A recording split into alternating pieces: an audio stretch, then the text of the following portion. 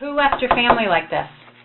If you were the one that's been depressed, you were the one that owes money, you were the one that got into a confrontation with your father, who did this to your family?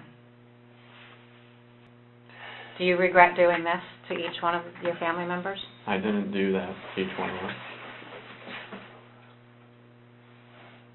Who did? Who has such an axe to grind with your family that they shot him twice in the head, him in the head, and her? Who has it?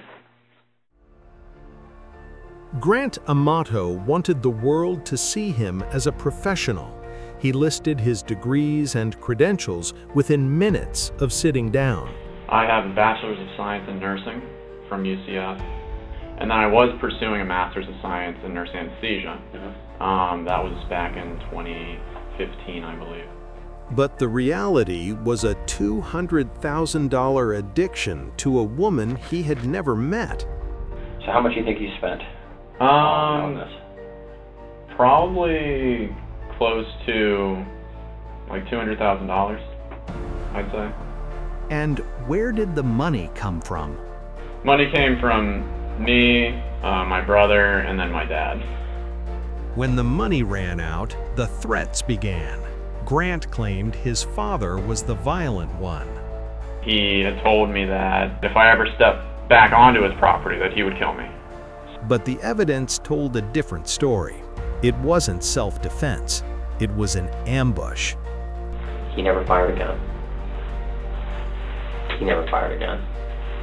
She never fired a gun. Nobody did. Nobody in the house fired a gun. Fact. We know. Grant thinks he can talk his way out of a triple homicide.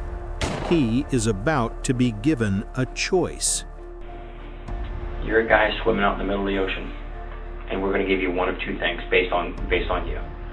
You can have a life preserver to keep from drowning, or you get the boat anchor. Which one do you want? Because we will give you whichever one you ask for. The life preserver, the boat anchor. I want the life preserver, but I've said everything that I can. You want it. This is the story of Grant Amato. A study in how a man can spend 29 years building a reputation and just 3 months burning it to the ground.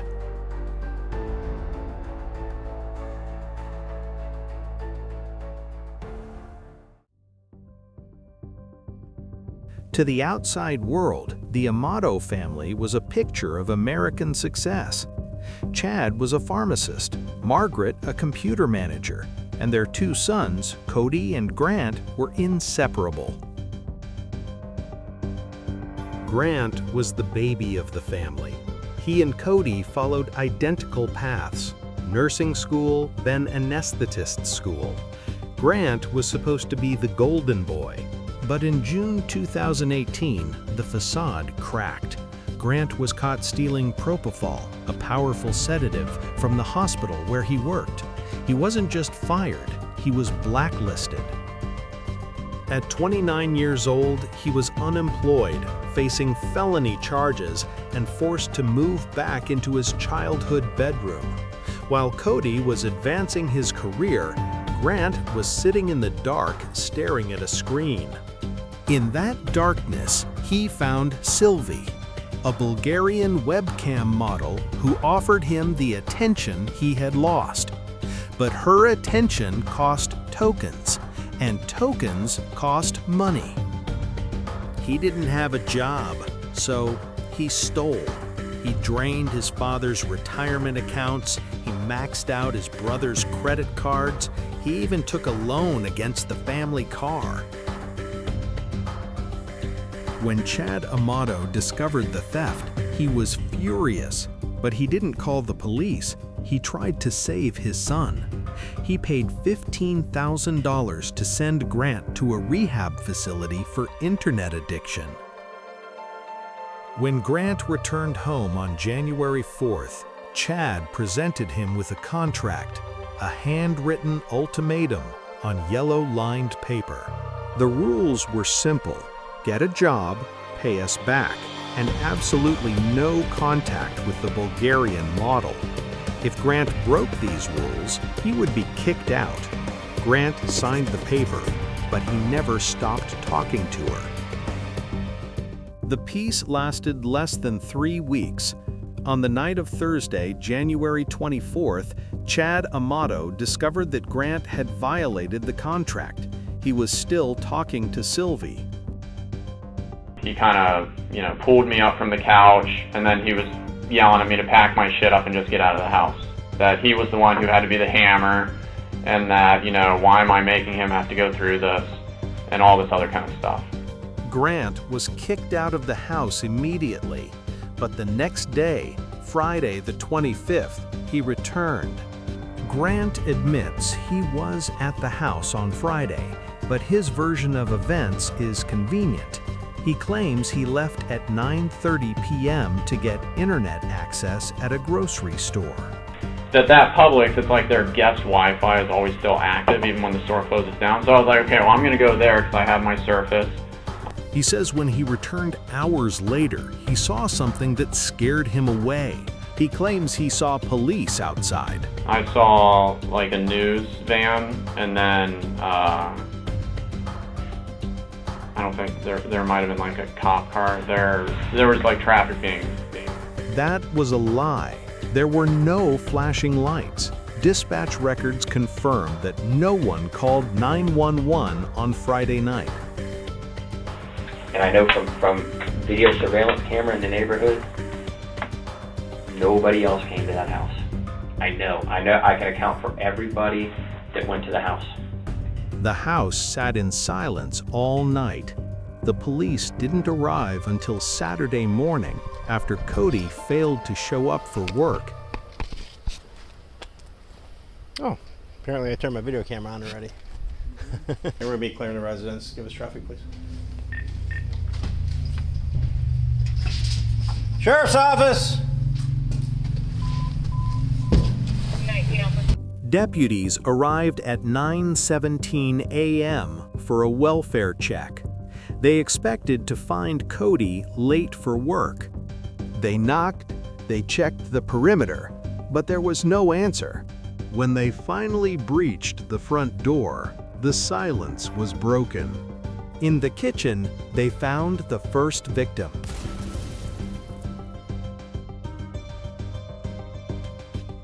Grant's story falls apart because of the timeline. The murders didn't happen at night. They started in the afternoon. We found the bullets in the house. Mom's sitting her thing with a glass of wine, doing her thing, and she's shot. You just got to step over and tell me, man. I want to help you. I do.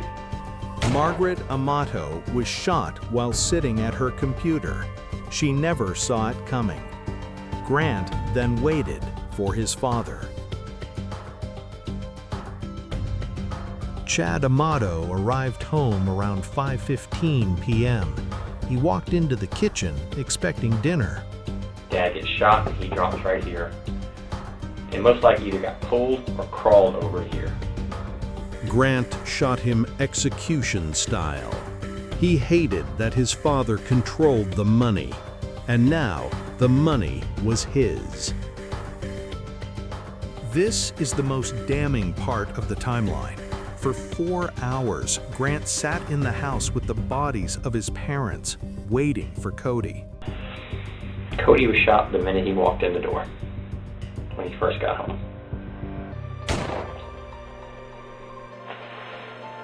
Bullet went through him, from his head to the back of his head, hit the door frame, and impacted into the wall. With his entire family dead, Grant didn't flee immediately. He stepped over the bodies, logged onto the internet, and sent a message to Silvie.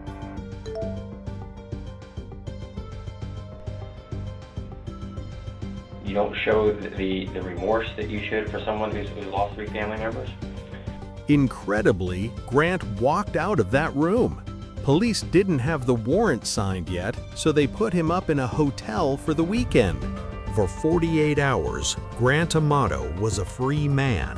He ordered room service. He watched TV. He thought he had outsmarted them. But the freedom was a mirage. On Monday morning, January 28th, the Orange County Sheriff's Office surrounded his hotel room. Grant was arrested and charged with 3 counts of first-degree premeditated murder. He was held without bond at the Seminole County Jail. For 6 months, he sat in a cell, waiting for his day in court. Prosecutors announced they would seek the death penalty. Grant's life was on the line, and in July 2019, the trial began. At trial, Grant's defense team faced a mountain of circumstantial evidence. Their strategy was simple: attack the investigation and dirty up the victims. Attorney Jeff Dowdy opened with a single, lingering question for the jury. If not him, then who? He argued that just because Grant was there didn't mean he was the killer. Their main defense? Grant didn't even have a weapon. They presented records showing that in the months leading up to the murders, Grant had sold his entire arsenal of firearms, specifically to pay for his cam girl obsession. But then they pivoted to a darker theory. They claimed the Amato home wasn't a quiet suburban house. Dowdy told the court that when police entered, they found what he called a nefarious combination of drugs, guns, and ammunition. They pointed to a locked closet in the master bedroom containing 3 mason jars full of marijuana.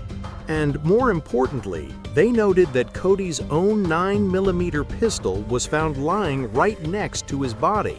They were laying a trap for the jury. If there were drugs and guns, maybe this wasn't an execution by a son. Maybe it was a drug deal gone wrong. Or maybe Cody was the one involved in something dangerous.